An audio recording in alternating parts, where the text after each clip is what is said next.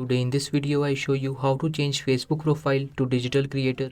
For this you have to open your Facebook profile like this. Now as you can see digital creator is not showing in details, and if I click on three dots, now click on view as to see if digital creator is showing or not. Then as you can see digital creator is not showing to public.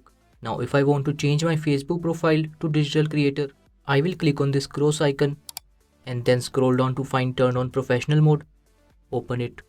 Now click on this turn on. Click on next. Now choose your default audience as public and then click on next. Now you have to change these settings to public and click on save. Select public on all these settings. If you want, you can also select these settings according to your choice. And after setting all these, you have to click on done. Now click on next. Now if you don't want to add frame in your profile pic or feed, then uncheck this. And if you want to show, then check mark this box and click on next.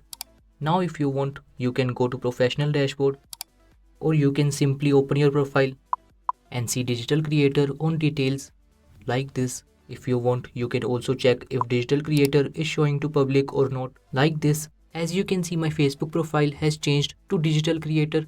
So this is how you can change Facebook profile to digital creator. Thank you for watching this video. Please like this video and subscribe to my channel for more interesting videos like this.